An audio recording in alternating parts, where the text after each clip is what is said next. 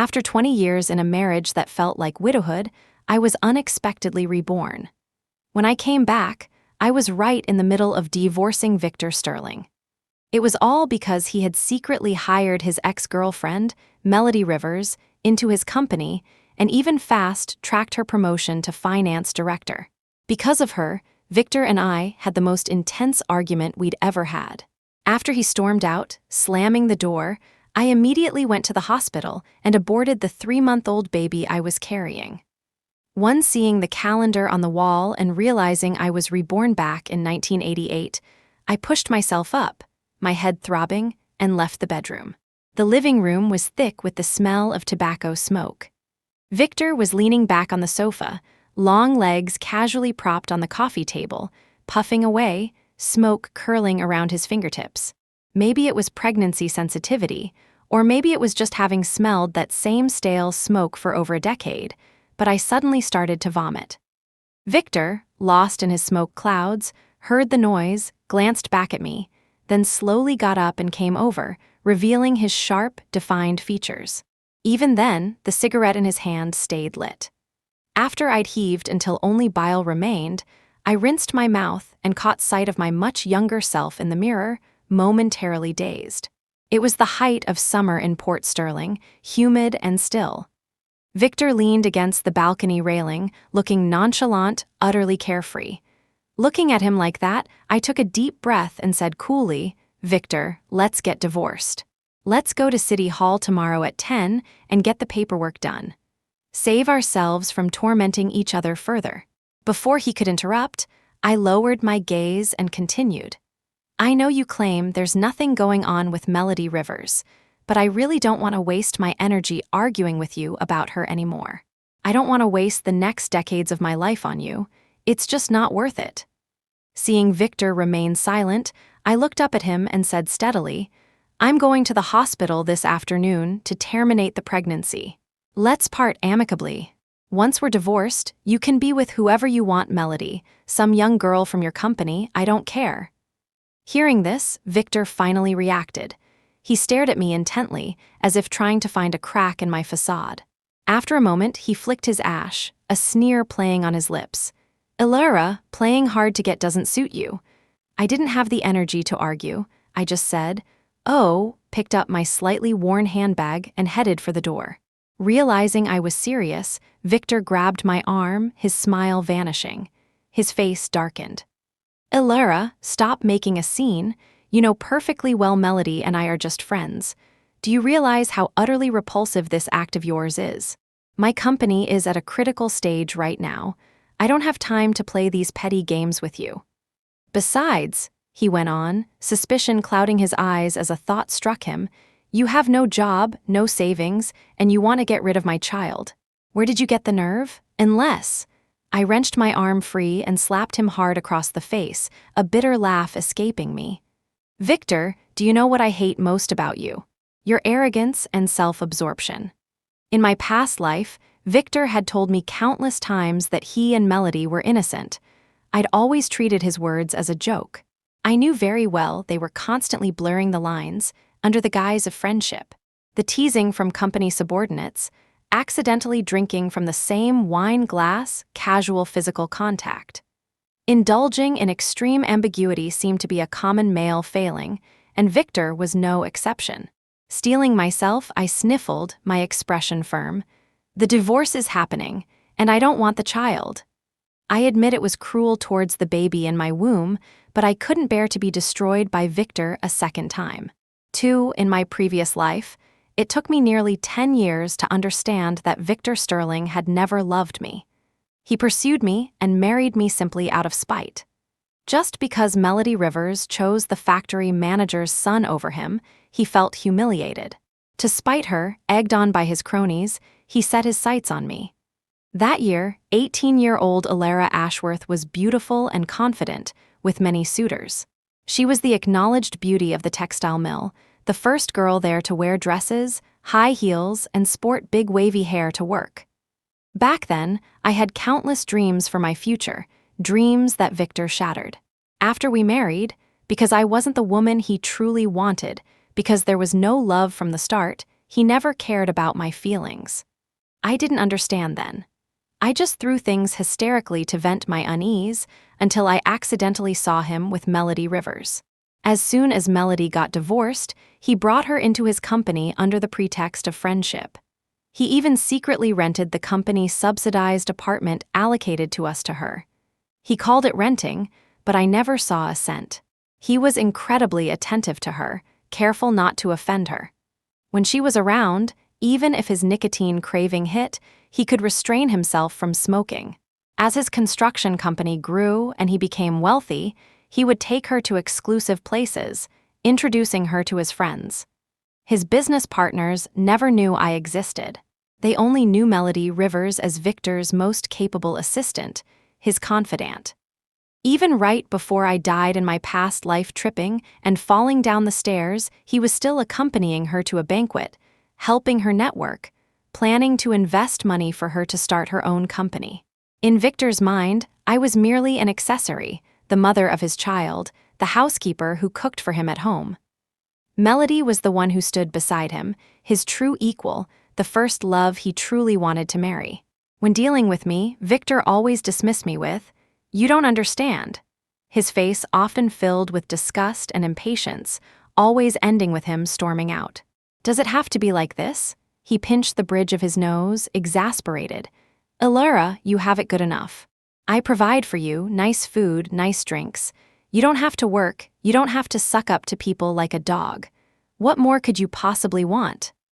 During my difficult pregnancy, suffering severe symptoms and bleeding, I had reluctantly quit my job at the textile mill at Victor's urging and became a housewife.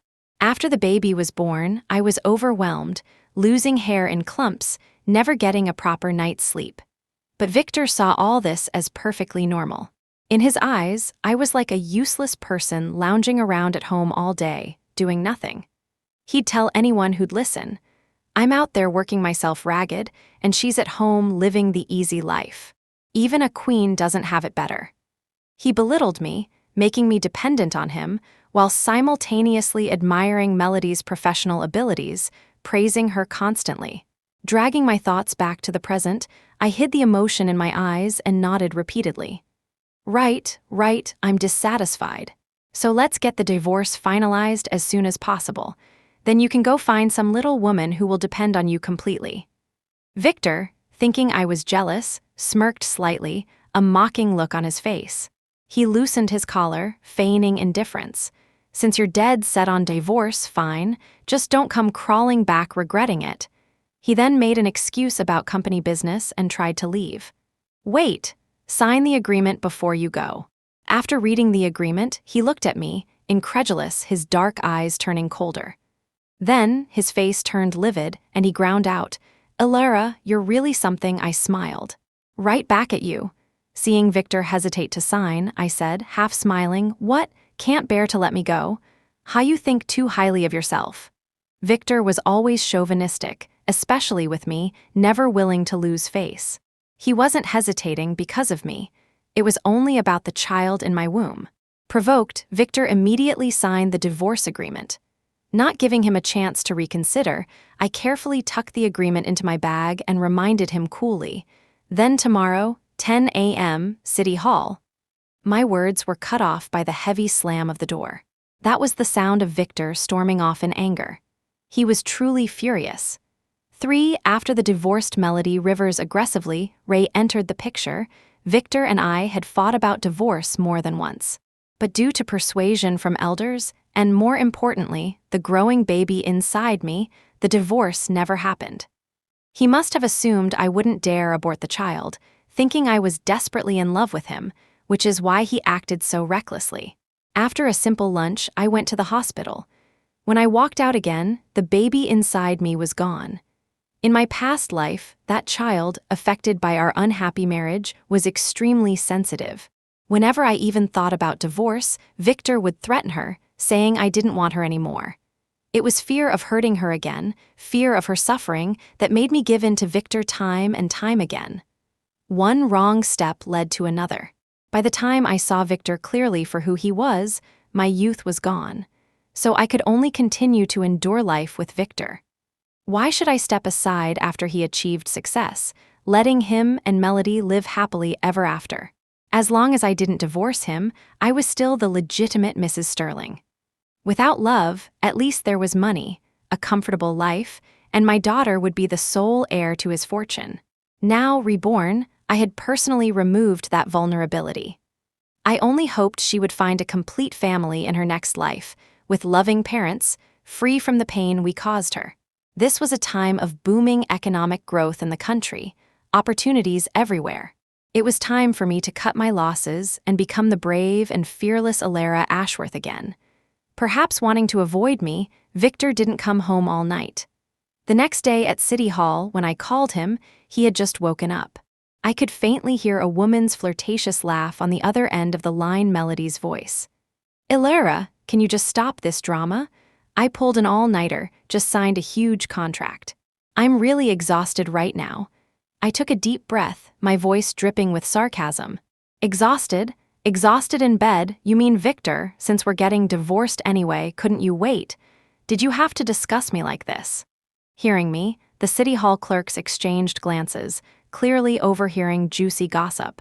Victor, losing patience, scoffed, then said through gritted teeth, "Alara, you're just using that bit of flesh in your belly to manipulate me, aren't you? You figured I wouldn't divorce you because of the child, so you're making a huge fuss, seeking attention, right? I've given you enough face because of the baby. Don't take it too far. It's really annoying." Victor was too arrogant, always assuming things, never reflecting on his own actions. Tired of arguing, I stated the fact plainly. "Well, that's a shame, because the child you're talking about is gone. Gone as of 3 p.m. yesterday." The moment I finished speaking, I heard Melody's anguished cry through the phone. And Victor, after shoving her aside, was on his way to City Hall. Victor appeared half an hour later. "Alara, how dare you?" He reeked of smoke and alcohol, his eyes bloodshot, his face contorted with rage. He looked furious. I waved him off, taking the opportunity to step further away. I retorted righteously, "Why wouldn't I dare? You're out there keeping a mistress, the same one who dumped you before, compared to a heartless fool like you. What I did pales in comparison. I told you, there's nothing going on. I promoted Melody because she's capable and met the job requirements. Why do you insist on imagining things?" Calming down slightly, Victor frowned, pinching the bridge of his nose, looking exasperated, making me seem like the unreasonable one. Seeing onlookers about to intervene and mediate, I stated coldly, "The company apartment, the lipstick on your shirt, the conveniently coordinated outfits every single instance. Which one did I wrongly accuse you of?" Victor was momentarily speechless but quickly regained his usual sharpness, saying pointedly, "So, because of these misunderstood trivial matters, you got rid of my child. Alara, how could you be so cruel? As for Melody, there's nothing more to say. We're completely platonic. You're just too sensitive, making a mountain out of a molehill." He said it so matter-of-factly, as if all my recent pain and breakdowns were just me stirring up trouble. But I knew better than anyone.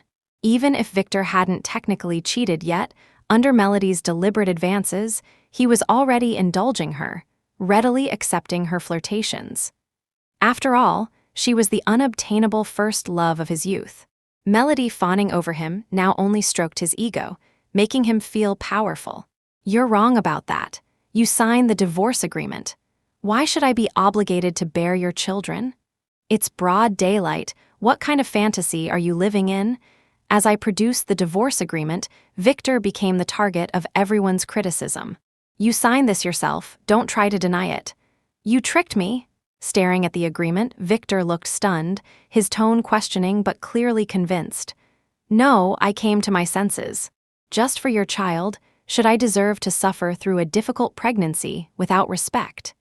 Deserve to be despised by you as a useless good-for-nothing? Don't forget, I used to be a clothing designer in the pattern department at the textile mill, earning at least $300 a month with commission. Half of your initial startup capital came from me. Because of you, I've become this shell of myself. How can you possibly compensate me for that? So you blame me." He frowned deeply, looking at me with complete incomprehension. Looking at Victor, who still didn't see any fault in himself, I suddenly felt exhausted. Averting my gaze, I handed the divorce documents to the clerk, then said slowly, "Shouldn't I blame you? You clearly couldn't forget Melody Rivers, yet you married me anyway. Even when I was sensitive during pregnancy, unable to eat, emotionally volatile, you still carried on with Melody, insisting on bringing her into the company to flaunt her in my face. Don't you think you went too far? Victor, this is just cruel." Unable to hold back anymore, I bowed my head and sobbed. Finally letting it all out relieved the suffocating tightness that had been crushing my chest.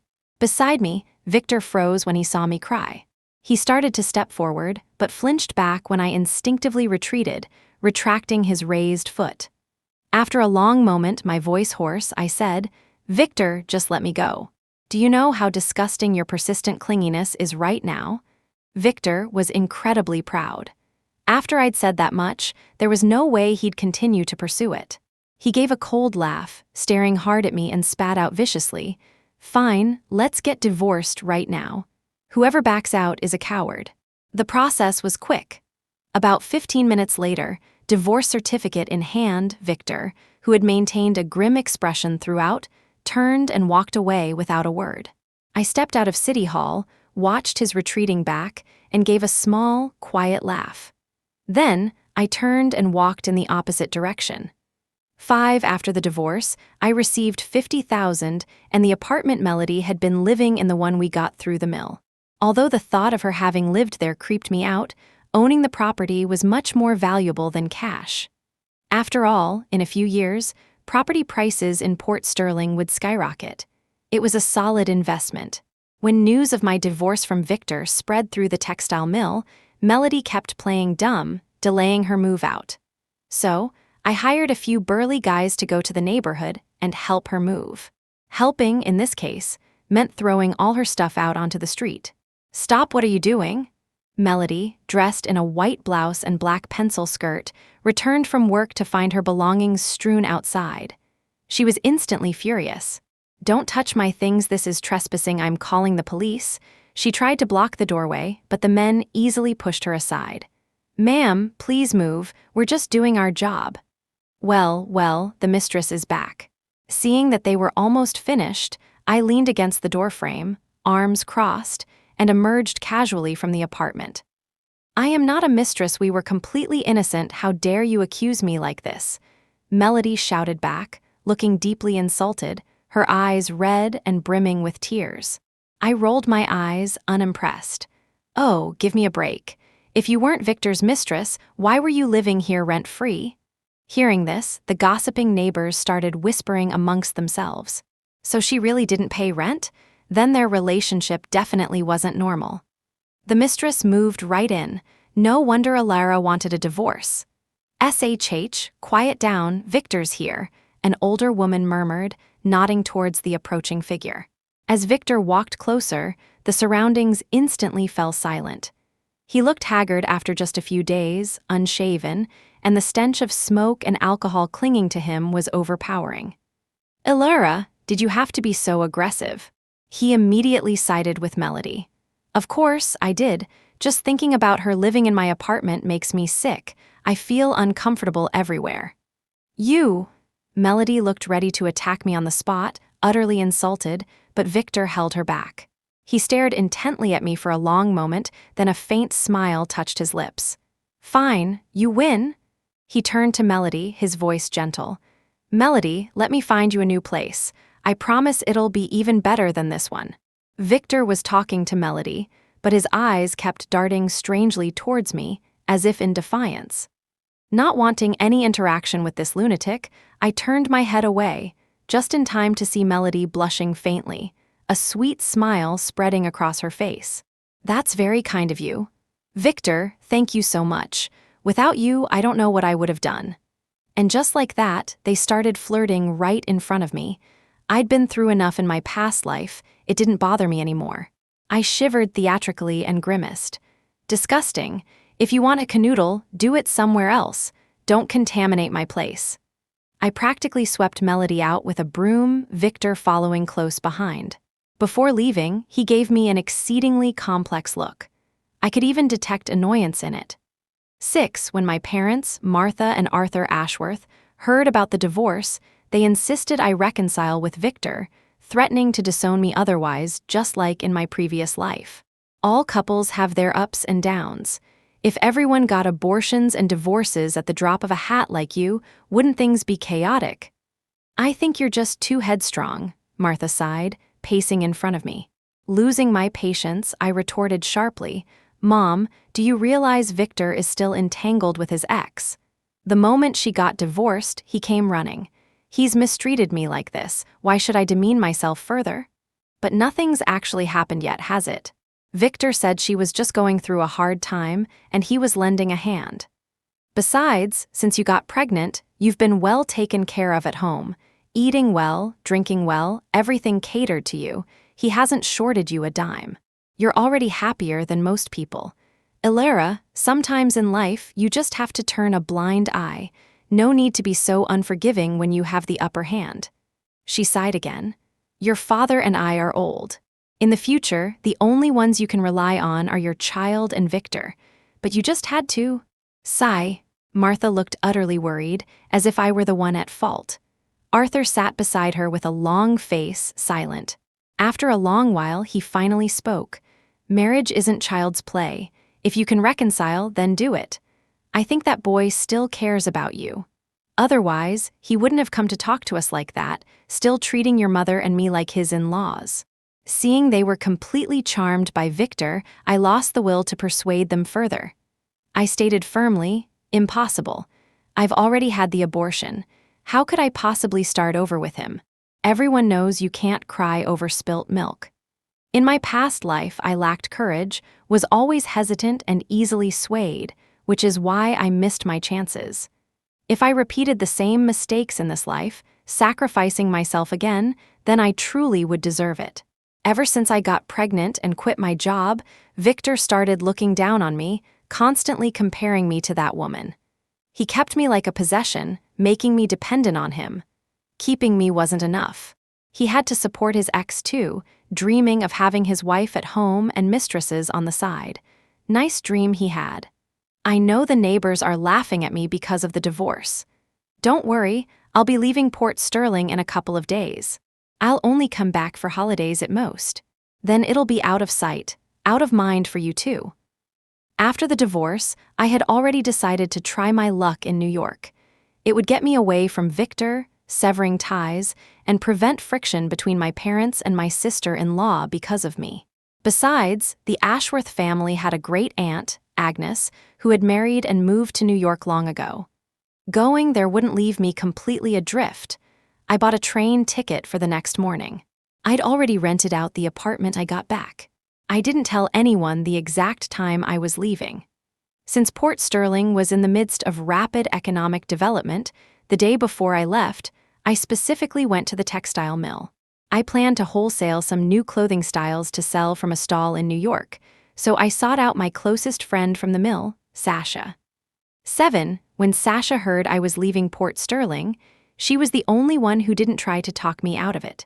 Because Victor had struck it rich after going into business, everyone said I was ungrateful for divorcing him, that I was incompetent, unable to hold on to my man.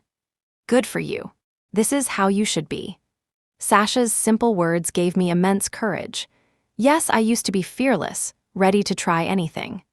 After settling the profit-sharing agreement and asking her to handle rent collection for me, I went to a newly opened supermarket nearby and unexpectedly ran into Victor. He was buying cigarettes, trailed by a few sycophantic buddies. Vic, you're not really gonna marry that Melody Rivers, are you? Man, everyone's talking about you two behind your back. Hearing this, Victor's hand paused on the cigarette pack. When he looked up, his expression was instantly ugly. What nonsense are you spouting? There's nothing going on between us. Noticing Victor's bad mood, his friend Blondie quickly tried to smooth things over. Yeah, you're right. She's divorced after all. Hardly good enough for you. Blondie's attempt backfired, hitting Victor's most sensitive nerve. He kicked Blondie sharply in the shin, yelling, "Who are you talking about? Who's divorced? Vic, don't get me wrong, I wasn't talking about you. seeing Victor was still angry despite his apology, Blondie, realizing a possibility, cautiously tested the waters. "So, Vic, you're planning to reconcile with Ilara?" When Victor didn't object, Blondie's jaw dropped in shock. Recovering quickly, he added, "Actually, Ilara's really great. Beautiful, good homemaker. Getting back together makes sense. I hear she hasn't found a job yet, and her family's giving her a hard time. Vic, this is your chance when she's most vulnerable, pursue her again properly." However, before Victor could respond, another friend, Slick, the one with slicked back hair and a floral shirt, interjected. "Pursue her? Nah, she's just spoiled. You can tell you're not married, kid. You can't spoil women. Give them an inch and they'll walk all over you." Victor lit a cigarette, nodding slightly in agreement. "True that." He smirked coldly, declaring confidently, "So, let her suffer a bit. When she can't take it anymore, she'll come back to me. I've got time, I can wait." After paying, the group walked off, still talking. Once they were completely out of sight, I emerged from the corner, a sarcastic smile on my face. The next morning, very early, I quietly took my luggage to the train station. After several days and nights on the train, I finally arrived safely in New York. A week later, with Great Aunt Agnes's help, I rented a small place near her street and began my life as a street vendor. Though street vending was tough, New Yorkers weren't short on cash. Clothes and accessories from the South were popular here, and my stall's inventory sold out roughly every 2 weeks. Seeing I'd recouped my costs and started making a profit, I called Sasha and asked her to select another batch of new styles and ship them up by train. On the phone, Sasha was thrilled to hear the clothes were selling well in New York. After discussing business, her tone suddenly shifted, becoming lighter. "Ilara, have you heard about Victor and Melody Rivers?" Hearing their names unexpectedly threw me for a loop. During this busy and fulfilling period, I hadn't thought much about the past, including my previous life. People need to live in the present. Given the chance of a second life, I shouldn't stay trapped in the miseries of the past, wallowing in self-pity. I lowered my eyes, asking uninterestedly, "No, what happened?" My question satisfied Sasha's craving for gossip. She excitedly relayed, "After you left, Melody tried desperately to become the official Mrs. Sterling, constantly trying to seduce Victor. But for some reason, Victor remained lukewarm towards her. Recently, he fired her outright because she tried to drug him. Because of the drugging incident, Victor ended up in the hospital. Melody lost everything, not only her glamorous job, but also her reputation. Now she's hiding at home, too ashamed to show her face." Sasha paused, then added a warning. "By the way, Victor's company seems to be shifting its focus. I don't know who he pulled strings with, but he's preparing to expand into New York. If you don't want anything to do with him, you should be careful." "Okay. Sasha, thank you." After hanging up, I couldn't help but sigh, feeling weary. Trouble seemed to follow. Regarding Victor's sudden business shift, I had no qualms about assuming the worst. He was always intensely goal-oriented. He must have found out my whereabouts from my parents. I just didn't understand why he wouldn't leave me alone. Could it be because he had performance issues? 9 New York winters are cold. On the snow-covered streets, I started selling the popular down jackets and padded coats. Wanting to avoid lectures from relatives and friends, I decided not to go back to Port Sterling for the holidays. I just sent my parents $500 for expenses. On New Year's Day, I couldn't set up my stall. Instead, Great Aunt Agnes, who loved enjoying the finer things, insisted on dressing me up. A light gray high-neck fitted knit sweater paired with a black coat, dark blue jeans, ankle boots. My hair was simply pinned up, revealing a sliver of my pale neck, and I wore light makeup. I did look elegant and sophisticated. After replacing my simple studs with small pearl earrings, my great aunt looked me up and down, satisfied. "You can't earn all the money in the world. You're at your most beautiful age right now. Don't waste this asset. If things were different back in my day, if I were young again, I'd dress up beautifully every day. Not like you, always in casual tracksuits. So plain." "Of course, you're always fashionable," I agreed, wrapping my scarf around my neck. My great-aunt truly had excellent taste. Dressed up like this, I did look much more striking. I ran into Victor outside a clothing store. Perhaps influenced by my great-aunt's words, I had browsed and bought several outfits. "Thank you, come again." As I stepped out of the store, laden with bags, I came face to face with Victor, his gaze icy. Just one look sent chills down my spine. The air grew sharp, the surroundings suddenly quiet.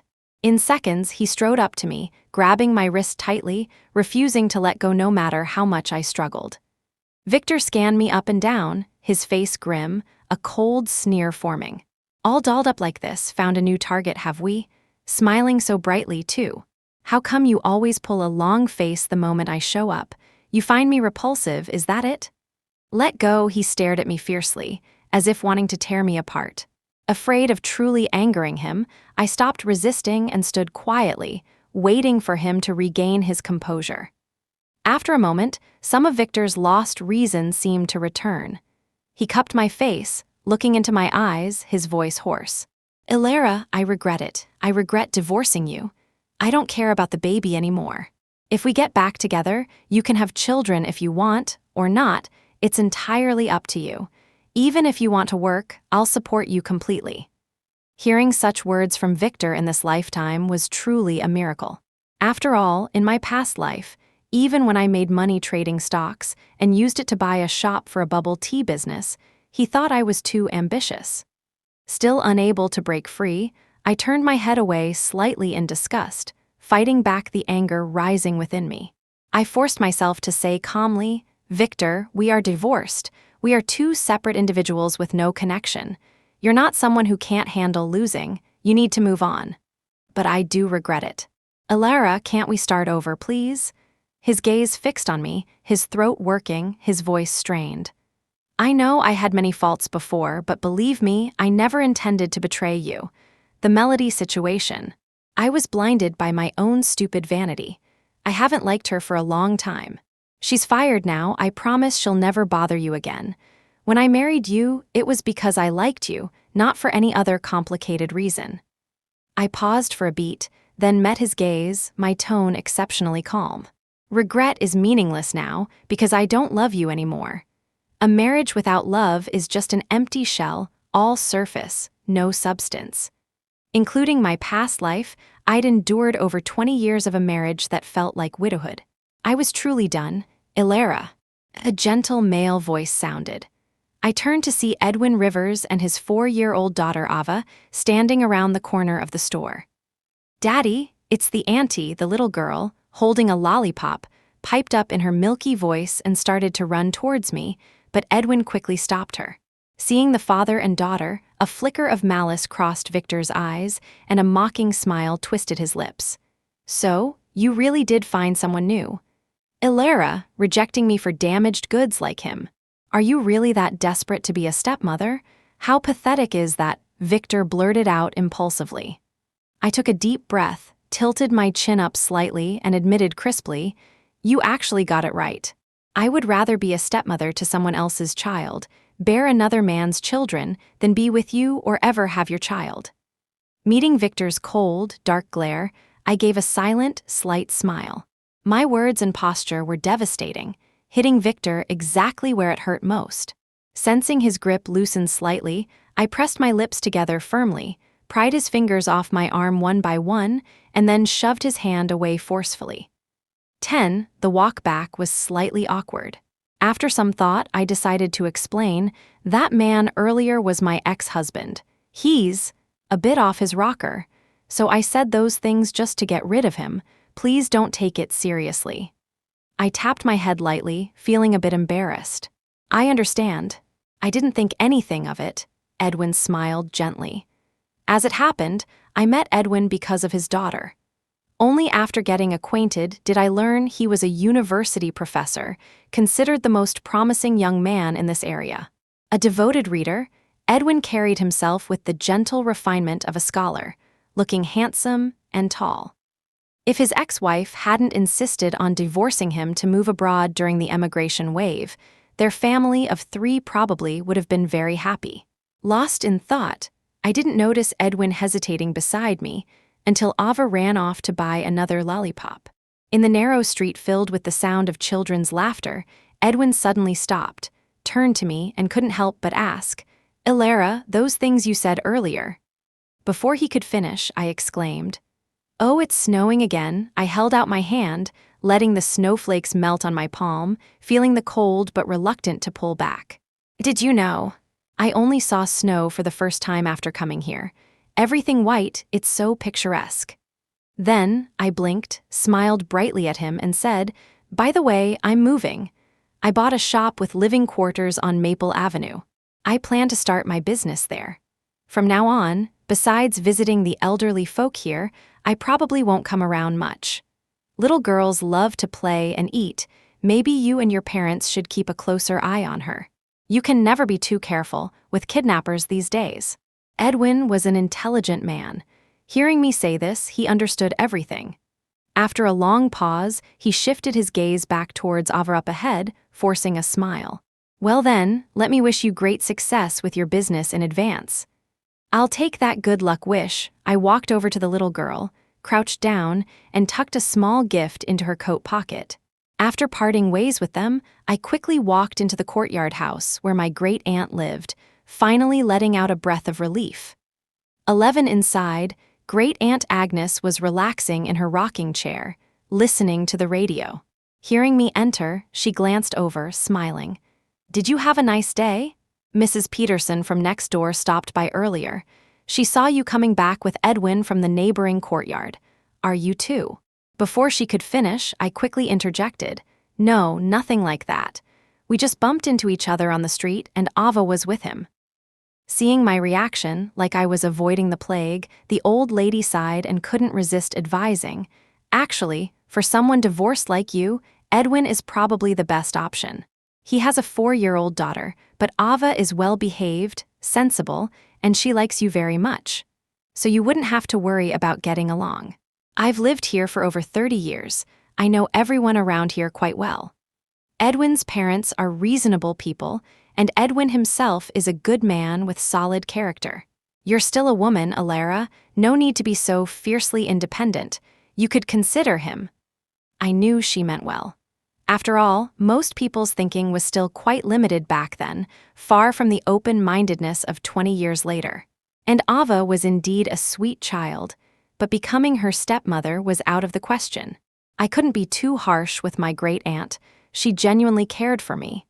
As she said, Edwin and his family were indeed very nice.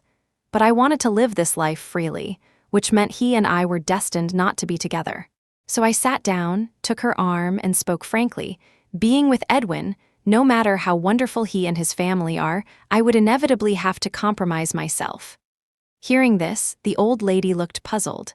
I decided to be more direct, posing a hypothetical.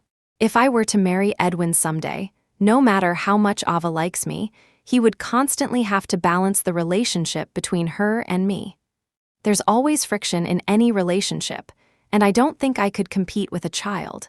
Besides, I'm quite selfish. I don't have much of a self-sacrificing spirit. I'm really not interested in being a stepmother. Raising a child is hard enough. Biological ones are challenging, non-biological ones even more so. And then there's Ava's biological mother. She only went abroad. What if she comes back one day? No one knows how Edwin and Ava would react to her. If they couldn't let her go, where would that leave me? First loves, unattainable crushes, ex-wives. I was truly wary of them all, wanting nothing to do with such situations. Seeing my great-aunt still wanted to persuade me, I cupped my chin in my hand and said earnestly, "Remarrying is always complicated. Marrying someone stronger feels like being swallowed up. Marrying someone weaker feels like propping them up. Great-aunt, I'm a businesswoman. I know how to weigh the costs and benefits. That's why I've never considered remarrying.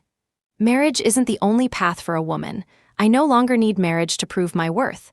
I have money, property, brains, and I certainly don't lack love." Finally, my words convinced my great-aunt to drop the subject. She could also see that I was living a full, happy life now. Domestic routine was no longer suited for me. Having cleared the air, I began expanding my business footprint, transitioning into a real clothing business, moving beyond small-scale street vending.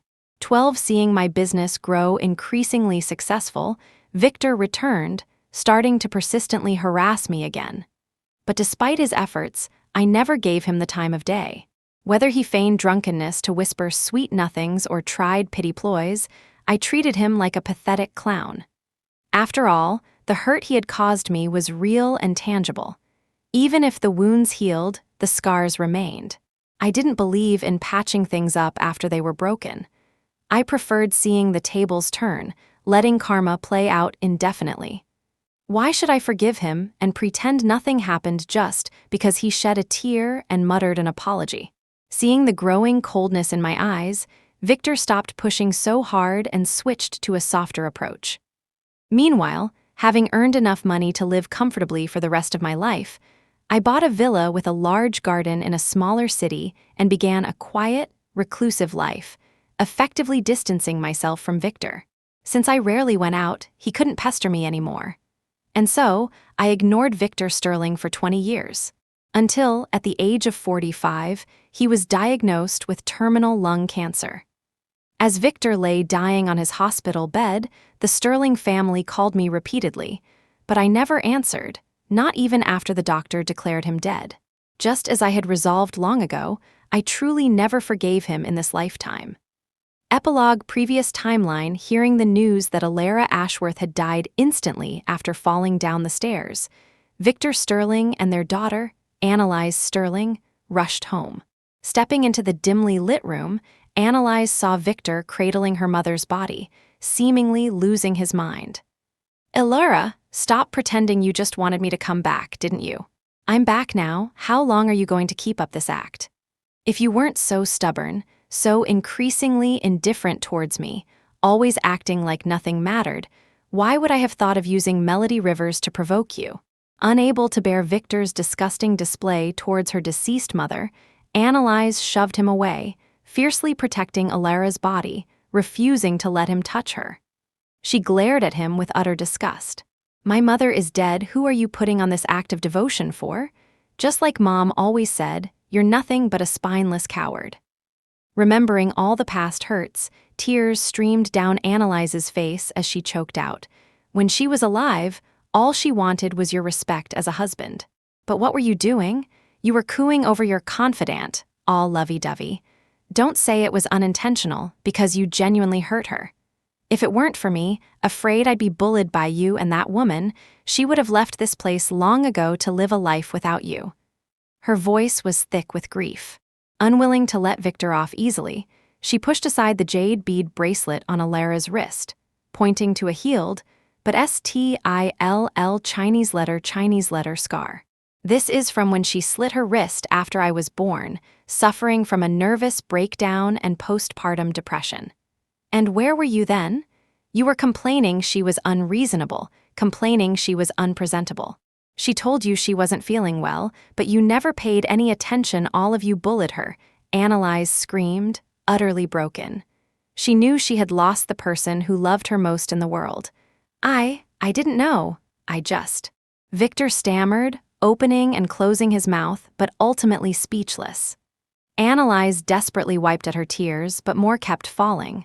Whenever Victor tried to approach, she would kick and bite, wishing she could kill him to vent her fury. After Alara was buried, Victor started drinking heavily. 3 years later, overwhelmed and unable to manage, he was effectively sidelined by Annalise, forced to hand over full control of the company to her. Since Annalise was his only child, none of the company directors dared object, swallowing any dissent. And Annalise, having bided her time for years, did not disappoint. As soon as she took charge, she began making drastic changes. First, she terminated all cooperation with Melody Rivers Company. Then, she withdrew funding and unilaterally announced a permanent ban on future partnerships, citing severely excessive formaldehyde levels in their renovation materials. As Melody's renovation company was less than a year old, it couldn't withstand such pressure from Annalise. Soon, internal problems plagued the company. Without Victor backing her up, no clients dared hire them. Unable to pay salaries, employees protested. Melody was frantic.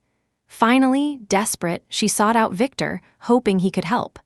When Annalise found out, she kicked open the door and slapped Melody hard across the face. "I'm the one running Sterling Corp now.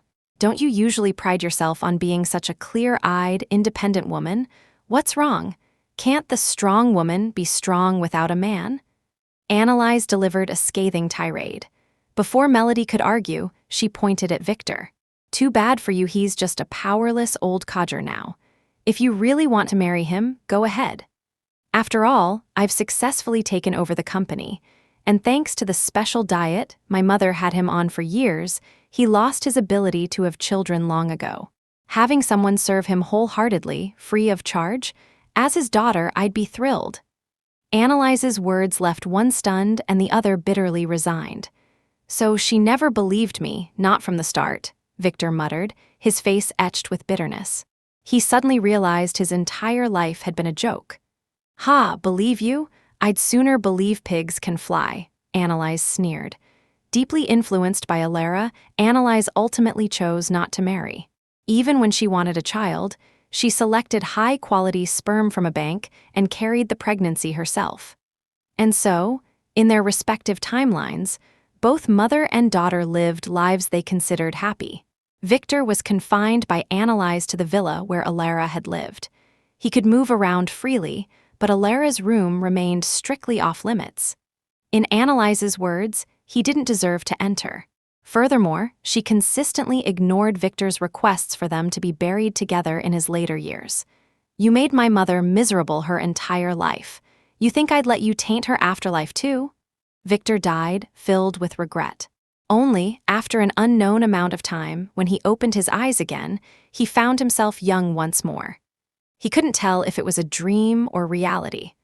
All he knew was that Alara was alive, vibrant, and radiant, even more captivating than when he first met her. Because things were different this time, they were already divorced, their daughter never existed, and their relationship was at absolute zero. Victor thought that if he was sincere enough, treated her well enough, she would eventually forgive him. But even as he lay dying from lung cancer, ravaged by chemotherapy, she showed not a single sign of softening. He finally understood. Alara Ashworth truly hated him to the core. End of story. Subscribe to my channel if you like my stories. Don't miss the second exciting story. Story 2. My mother-in-law needed surgery, and my husband was adamant that I perform it as the lead surgeon. I agreed. At a critical moment during the operation, I suddenly couldn't breathe due to an allergic reaction. My mother-in-law died on the operating table. Ultimately, the surgery was classified as a major medical malpractice incident. My medical license was revoked. My husband sued for divorce, demanding I leave with nothing. At Alina's funeral, he publicly denounced me.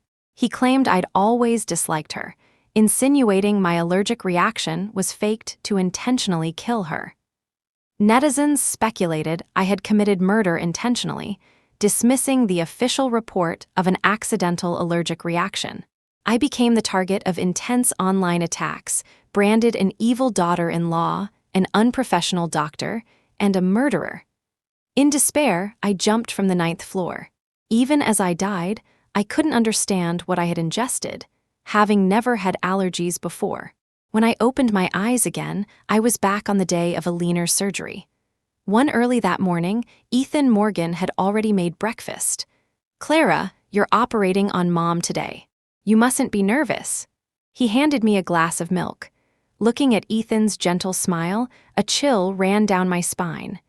In my past life, I felt immense guilt, believing I was responsible for my mother-in-law's death. So when he demanded a divorce, not only did I agree, but I also left with nothing. I never imagined he would lead the charge, painting me as an evil daughter-in-law, a murderer. But the truth was, Alina and I had a wonderful relationship. What are you thinking about? Hurry and drink your milk, my hands getting tired holding this. Suppressing my confusion and anger, I took the milk but didn't drink it. Just then, like in my previous life, Alina called. "Clara dear, is the surgery at 10 this morning? Mom's a little nervous." Hearing her voice, my eyes instantly welled up. Ever since Ethan and I married, Alina knew my mother had passed away young. She treated me like her own daughter. She gifted me a house and a car. She even gave me a portion of her company shares. But today, she would die during a minor surgery for uterine fibroids. After Alina's death, I was heartbroken. During the month-long investigation, I locked myself away at home, consumed by deep self-blame. Ethan never came home again. He merely sent someone with divorce papers, demanding I leave with nothing. Racked with guilt, I signed without a second thought. At Alina's funeral, Ethan, red-eyed, condemned me publicly. Ever since we got married, you couldn't stand my mother, could you? When Mom got sick, ask yourself honestly, did you fulfill your duties as a daughter-in-law? You've never had allergies before, so how did you conveniently have a reaction on the day of the surgery? What were your real intentions? Ethan tearfully accused me, attributing Alina's death entirely to my malicious intent. He portrayed me as a difficult, evil daughter-in-law. I tried to explain, but my voice was drowned out by the curses of relatives. She's full of malice, a vicious woman. From a family of doctors, more like a tumor on society. Inhumane, no matter the disagreements, you don't kill your mother-in-law. I heard her mother-in-law treated her well. Kindness completely wasted. My father and I were thrown out of the funeral. A video of Ethan accusing me was posted online. Hashtags like unprofessional doctor, murderer, evil daughter-in-law, reinvestigate trended. Under pressure, the hospital reported it to the police. Due to insufficient evidence, I was released. But in the eyes of the public, I was a monster who had escaped justice. They started doxing me. Murderer was scrawled in red paint on my front door. If I dared to go out, I was chased, beaten, and cursed. I could only hide at home, but they took their harassment to my father's hospital. In the chaos, my dad was stabbed to death. When I received the news, I despaired and leaped from the 9th floor. Even in death, I never knew what caused the reaction in someone who'd never had allergies. Since I've been reborn, I must uncover the truth. 2. Clara, why aren't you saying anything? Alina's nervous voice came through the phone again. I took a deep breath, trying to keep my voice steady. Mom, don't worry, we'll head to the hospital soon. After hanging up, Ethan urged me to eat quickly. Looking at the breakfast Ethan had personally prepared, I didn't dare touch it. If it weren't for him publicly insinuating in my past life that I'd killed Alina, I wouldn't believe the husband who had always seemed loving and protective could have such a dark side. I had reason to suspect my previous allergic reaction wasn't accidental, but deliberate. Besides, after the incident last time, Ethan benefited the most. Not only did he inherit Alina's shares, he also made me give back the portion she had gifted me. The entire Rong Sheng group fell under his control. I clutch my stomach feels a bit off. I don't feel like eating. A flicker of concern crossed Ethan's eyes. Are you okay? If you don't want to eat, that's fine. We can grab a roll or something on the way. Ethan's concern didn't seem fake. And besides, I didn't even know what I was allergic to, so how could he? But that morning, the only thing I had eaten was the breakfast Ethan made. Filled with doubt, we arrived at the hospital. Entering the room, Ethan asked caringly, Mom, how are you feeling? If you're nervous, I can take you for a walk. He also reminded her, remember, nothing to eat or drink before surgery. Have you been good? Alina smiled and nodded. Don't worry, I'm not a child. I know to listen to the doctor. They seemed like a loving mother and son, with no sign of friction. And in the previous life, after Alina died, Ethan was inconsolable, losing 10 pounds in a month. After she was buried, he sat by her grave for an entire day. Everyone praised him as a devoted son. Would he really kill his own mother for profit? What went wrong? I couldn't figure it out, but I couldn't risk Alina's life. After chatting with Alina for a bit, I called Ethan out. Ethan, I'm not feeling well today. Let me ask my mentor to do Mom's surgery instead. Ethan's expression changed. The surgery is about to start. Isn't it too late to change surgeons? I looked troubled, but I'm worried something might go wrong. Ethan smiled. Clara, I trust you. Didn't you say this was a minor operation for Mom? Maybe you just feel weak because you skipped breakfast. Why don't you go get something to eat first? It sounded reasonable. Except Ethan's insistence that I perform the surgery seemed problematic. 1 hour before surgery. Feeling uneasy, I made a few calls. I specifically called my father. Hearing Dad's gentle voice brought tears to my eyes. In my past life, no matter how much the internet questioned or slandered me, Dad always believed I would never harm Eleanor. My mother died when I was 10. He raised me, being both a father and a mother. He knew my body best. But even Dad couldn't think of any food or medicine I was allergic to. Soon, Eleanor was wheeled into the operating room. Ethan waited outside, his face etched with anxiety. Seeing me, he forced a smile and told me to relax. It was all too normal, not a single suspicious sign. I smiled back at him and entered the OR. During pre-op preparations, the assistant doctor, Mia Miller, brought me a cup of water. "Dr. Ashworth, have some water first." I looked suspiciously at the cup in Mia's hand. In my past life, I also drank this water before surgery. Could this be the cause? Mia graduated from the same university as me. She had been my assistant doctor since joining the hospital. We got along reasonably well. She often called me senior when we were alone. There was no conflict of interest between us. Why would she harm me? "Dr. Ashworth, you don't seem quite yourself." Mia waved her hand in front of my face. I snapped back to reality. "It's nothing. I'm not thirsty. Let's just start." Mia didn't say anything, put the water down, and began preparations without any apparent abnormality. The surgery officially began, proceeding smoothly. After removing the uterine fibroids, the closing began.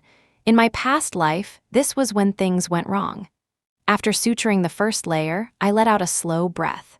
Just as I was about to continue, my head suddenly started spinning. My throat rapidly swelled, and I couldn't breathe. The allergy symptoms appeared again. Why? I hadn't had a drop of water or a bite of food since morning. Mia quickly noticed my condition. "Dr. Ashworth, what's wrong?" "It looks like an allergic reaction. You should rest for a moment." Saying this, she picked up the suture needle, ready to take over. An assistant doctor can handle emergencies under the lead surgeon's direction. Mia's action wasn't wrong. But in the previous timeline, Eleanor hadn't died at this exact moment. Which means something went wrong when Mia was closing the wound. Afterward, consumed by guilt over Eleanor's death, I never considered the real cause of death. Everyone else focused only on my allergic reaction. They overlooked Mia's actions. Realizing this, I forced out the words. "Mia, put down the suture. You need to leave now." Mia froze for a second, her eyes turning red. "Dr. Ashworth, are you sure you can continue in your condition?" I struggled to shout. "Get out." Mia's face flushed, and she ran out, clearly angry. I collapsed onto a stool, gasping for air. The anesthetist warned, "The anesthesia is wearing off soon. We need to hurry." I nodded, but my swollen eyes obscured my vision. As I stumbled out of the operating room, I heard Mia's tearful voice. "Mr. Morgan, I don't know why Clara." She was clearly having a reaction, couldn't even breathe, her hands were shaking, but she kicked me out. "Her actions are completely irresponsible. Mrs. Morgan is likely in grave danger." Ethan looked tense. "What do we do now?" Mia shook her head. "If Clara doesn't recover immediately, the surgery will inevitably fail." Ethan frowned. Could it be? Clara really just pretended to be nice to Mom all this time, but secretly. Mia sighed. Conflicts between mothers and daughters-in-law often run deep. Sometimes they seem close on the surface, but are secretly at war. Their conversation attracted a crowd of patients and families. People started murmuring. Sounds like the daughter-in-law was operating on the mother-in-law, had a random allergic reaction, couldn't continue, and kicked the other doctor out. What was the mother-in-law thinking? A daughter-in-law isn't your own daughter. She might even wish you harm. A sudden allergy? A doctor wouldn't know their own allergies. Was it intentional? Ethan's expression grew increasingly grim. Just then, the operating room door opened. My body had recovered slightly, but I still felt weak and had to lean against the wall. Seeing my state, the suspicion in Ethan's eyes turned to fury. Mia cried out loud. Clara, you definitely couldn't have finished the surgery like this. Does this mean, Mrs. Morgan? She covered her face, sobbing dramatically. Ethan, his eyes red, pointed at me. So you did resent my mother all along, pretending to be nice was just a ploy to get your hands on wrong Sheng Group's shares. Now that you have the shares, you tried to kill her and make it look like an accident. What allergy? That was just a cover. Clara Ashworth, you are heartless. My mother treated you like her own daughter. How could you? If you wanted shares, wanted money, you could have told me. I would have given them to you. You can't take my mother's life. Every word was a stab to the heart, every sentence designed to wound. Even though I anticipated Ethan might say these things, my heart still clenched painfully. So, our decade-long relationship couldn't even withstand this little bit of trust. In my past life, I was inside the OR, consumed by grief, unaware of what transpired outside. I hadn't realized that Ethan had already concluded I murdered Alina at that very moment. No wonder the medical malpractice investigation concluded so quickly. Even though the final verdict stated the surgical procedure was performed correctly and the allergy was a sudden event, my medical license was still revoked. Hearing Ethan's accusations, the surrounding crowd erupted Chinese letter, Chinese letter, Chinese letter, Chinese letter. Some doctor, she's an executioner. She'd do anything for money, inhumane scum. This is clearly premeditated murder. Call the police. Don't let the murderer escape. The area outside the OR instantly became chaotic. Some people even started throwing things at me. I couldn't dodge in time and was hit in the leg, collapsing to the floor. Fortunately, hospital staff arrived and held back the aggressors. The police arrived quickly too. Mia added fuel to the fire, repeating how I had the reaction, lost function, and threw her out of the OR. She even vividly described Alina lying open on the table, dead. The crowd grew angrier, shouting for the police to arrest me. Ethan, overcome with grief, told the police, "If my wife is truly the murderer, she must be arrested. My mother cannot die in vain." Director Evans frowned, looking at the OR light, puzzled. Why is the operating room light still on? Who's operating in there? Everyone looked at the light. Normally, whether the surgery succeeded or failed, the light goes off when it's over. Just as I was about to explain, the OR light went out. 3 people emerged. Besides the anesthetist and a nurse, there was my senior colleague, Dr. Sarah Shaw. The surgery was successful. The family can rest assured. The events of my past life flashed before my eyes. How could I let tragedy strike again? But I still needed to find the person who tried to harm me. So, I had arranged for Sarah to enter the OR beforehand. I instructed her to take over if anything happened to me, to ensure Alina was safe. Sarah saw me slumped on the floor as soon as she came out. She rushed over to help me up. "Are you okay? Still feeling unwell?" I nodded weakly. Hearing the surgery was successful, Director Evans breathed a sigh of relief.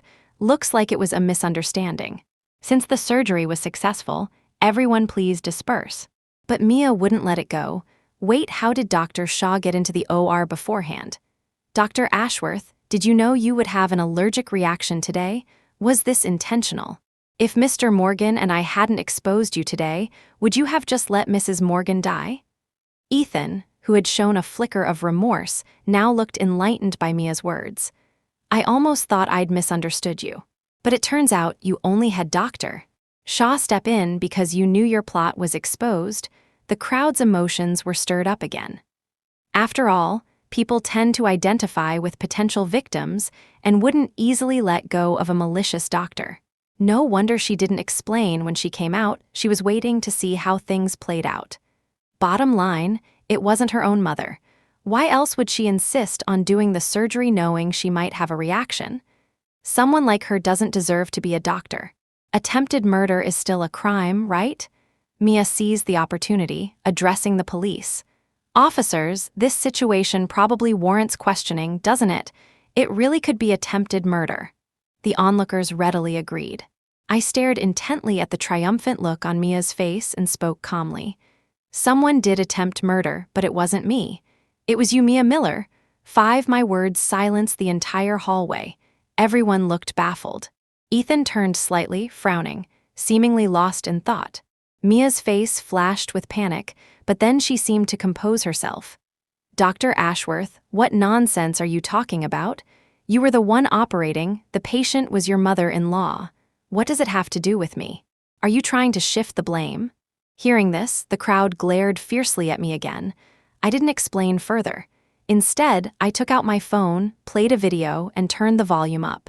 In the video, Mia and Ethan were in a hospital meeting room. Mia's overly sweet voice chimed.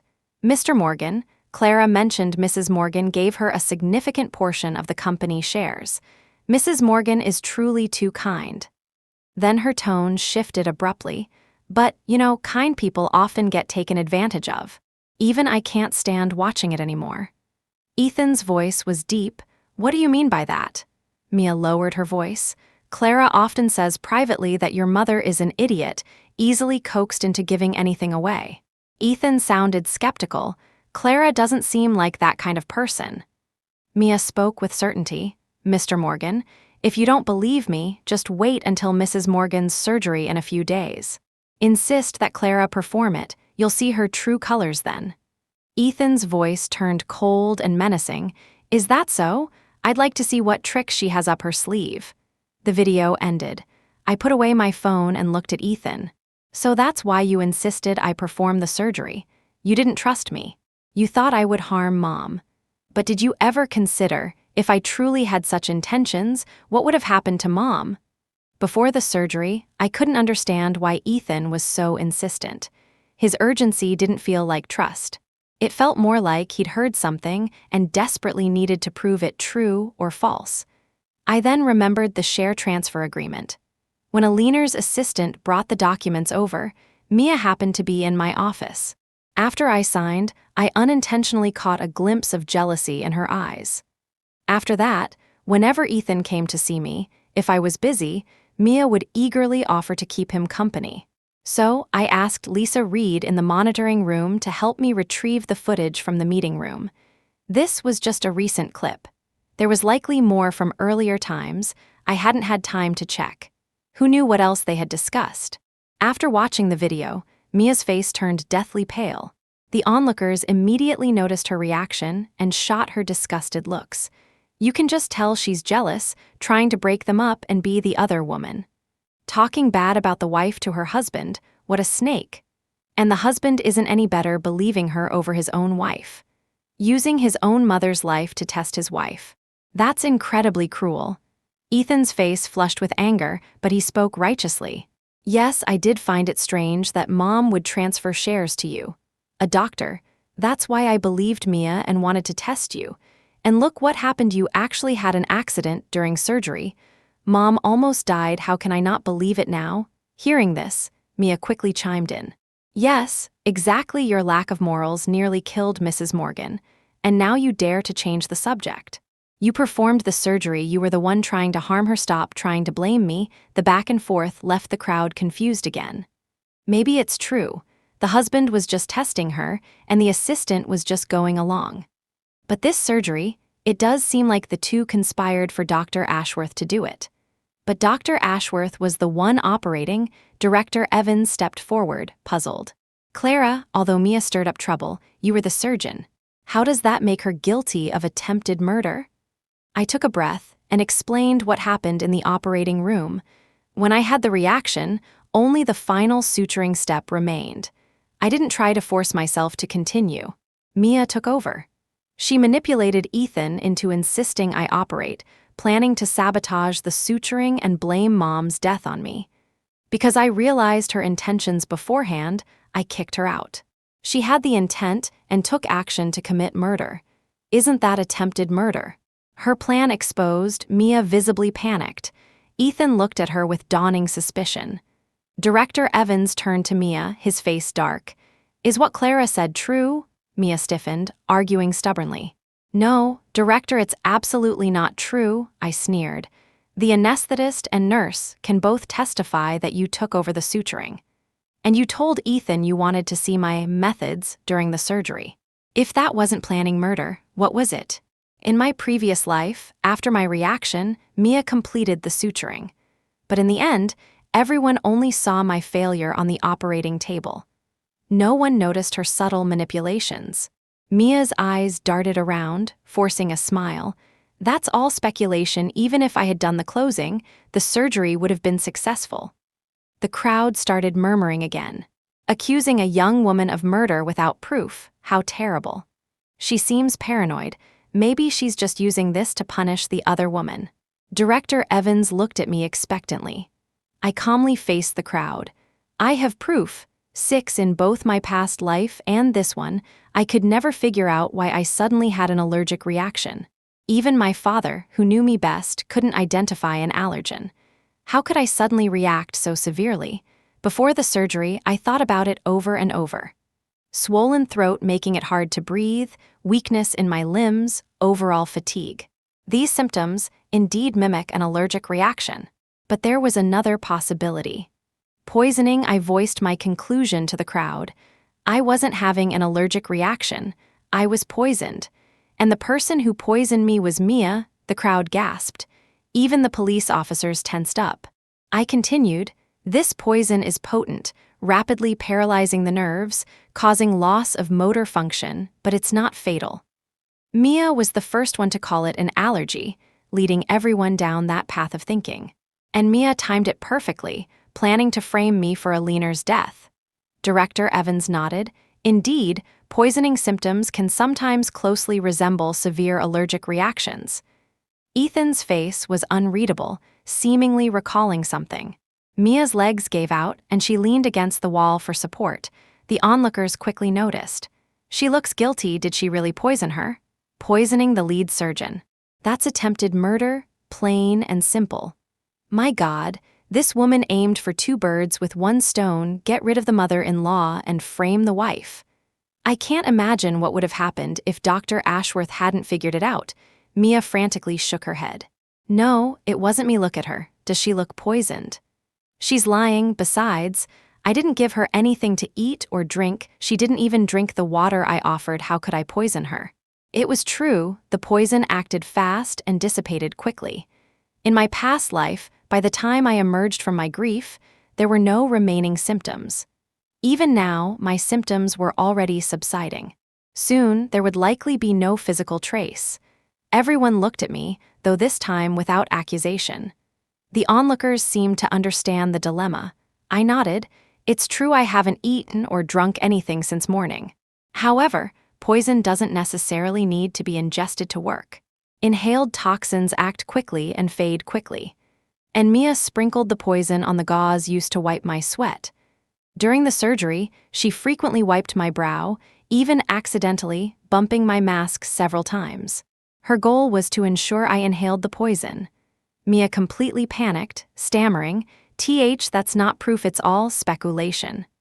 I shot her a cold glance. Did you think I wouldn't preserve the evidence once I realized? After you left, I immediately had the nurse draw my blood. The gauze used to wipe my sweat has been sealed in a container. The police can take it as evidence anytime. As I spoke, the nurse brought out the samples she had collected. She really did poison her. It's undeniable now. She can't escape. Attempted murder. How many years will she get for that? Thank goodness Dr. Ashworth reacted quickly, otherwise it would have been a disaster. The crowd glared at Mia with righteous anger. Mia was a doctor. To think she was capable of poisoning someone to commit murder. If she went unpunished, how many other patients could be harmed? Seeing her situation was hopeless, Mia suddenly dropped to her knees with a thud. Clara, I was wrong. I was jealous. I was blinded. I wanted to harm you. But Mrs. Morgan is fine now, right? Please forgive me. Give me another chance. Don't send me to prison. Seeing Mia's pitiful, pleading act, I slapped her across the face. Forgive you. My mother-in-law nearly died. Because of you, I was almost branded a murderer. How could I possibly forgive you? If I hadn't been reborn, Aliner would have died on that table. My father, defending me, would have been stabbed to death at the hospital. I would have jumped to my death in despair. My life, everything I had, destroyed. How could I forgive her? Mia crumpled to the floor, shoulders shaking, looking utterly pathetic. Someone in the crowd had a bleeding heart. Well, technically no one died. Forgive and forget. She's just a young woman. Prison will ruin her life. Maybe just let this mistake go. It's easy to say when it's not happening to you. I turned angrily to the crowd. Fine, I'll forgive her, then let her operate on you next time, would you dare? Once personal safety was involved, attitudes shifted quickly. No one spoke up for Mia anymore. Instead, they urged the police to take her away quickly. Seeing her pleas to me were useless, Mia scrambled towards Ethan. Mr. Morgan, it was all because I admired you so much I lost my way, please. Help me. A flicker of emotion crossed Ethan's eyes as he glanced towards me. My heart turned to ice. I glared back fiercely. Ethan swallowed hard and ultimately remained silent. The police pulled Mia up and handcuffed her. Attempted murder is a serious crime, not something that can be dismissed just because the victim forgives you. Please come with us. Mia was taken away. The immediate crisis was over. I couldn't hold on any longer. My legs buckled and I fainted. The first time I met Ethan Morgan was in the small grove at our high school. I was carrying iodine and gauze, intending to help a small, injured stray cat. But he was already there, crouched down, feeding it. From a distance, I saw the look of pity on his face as he examined the kitten's injured paw, his eyes sparkling. I hadn't expected the aloof and dignified Ethan to have such a side. His kindness struck me. Because of the stray cats, we started seeing each other often. As we got closer, I discovered that the seemingly cold Ethan was actually a very warm-hearted person. He was always thoughtful and considerate in everything he did. I could trust him completely. Throughout high school, we went from acquaintances to close friends. We became the couple everyone shipped, but Ethan and I were rational. We tacitly understood each other's feelings without crossing that line, until after the college entrance exams. I enrolled in medical school. He enrolled in the economics university right next door. Our unspoken affection blossomed into daily companionship. We held hands for the first time on the pedestrian path between our schools. During our 4 years of university, the handsome and distinguished Ethan had no shortage of admirers, but his eyes only ever lingered on me. After graduation, we met each other's parents. He only had his mother, I only had my father. As children from single-parent homes, our parents wanted to give us extra love. There were no obstacles, and we got married. After marriage, he was as considerate as ever. He even respected my decision when I said I wanted to be child-free. I thought I was lucky to have found the perfect partner, but I hadn't realized that cracks had already formed between us. Looking back, there were signs. I was just blinded by my past happiness. For instance, he wished Alina would retire early. But I felt that in her 50s, her life was just past the halfway mark. Alina agreed with me. She continued to be a commanding figure in the business world as the CEO of Rongsheng Group. Also, compared to the demanding job of a surgeon, he preferred that I switch to a less stressful position, so that when he came home, I could give him a comforting hug to ease his fatigue. In his view, women should unconditionally support their husband's career from behind the scenes, but Alina strongly supported me in pursuing the career I loved. Alina liked me, admired me. She even gifted me shares in the group. She once said that if I ever stopped being a doctor, I could definitely shine at the company. Perhaps it was then that Ethan started to feel jealous of me. So, he willingly believed that I was a two-faced hypocrite, capable of plotting murder for financial gain. As smart as he was, how could he not have guessed Mia might tamper with the surgery? Because he didn't agree with Alina's and my perspective, he allowed Mia to proceed with her plan to kill and frame me. When I opened my eyes again, I was lying in a hospital bed. Ethan sat beside me, gentle as always. "You're awake. How are you feeling?" I looked away, saying nothing. Ethan continued talking to himself. "Mom's awake and doing well. You haven't eaten since morning. Let me get you some food. You need to eat to get your strength back." My voice was firm. "Ethan, let's get a divorce." Ethan paused for a second, then let out a sneering laugh, looking at me darkly. "Is it really necessary? Just because of Mia? There was nothing between us. She did all those despicable things on her own." I spoke calmly. We've been together for so many years, yet it couldn't withstand the manipulation of a stranger. Have you ever thought if Mia had succeeded today, Mom would be dead? The surgery would be a medical incident. My license would be revoked, and you, practically convinced I murdered Mom intentionally. You would have thrown me to the wolves of online outrage, like meat on a chopping block. I would have been torn apart by netizens, and my dad wouldn't have escaped either. All of this, stemming from your suspicion and lack of trust.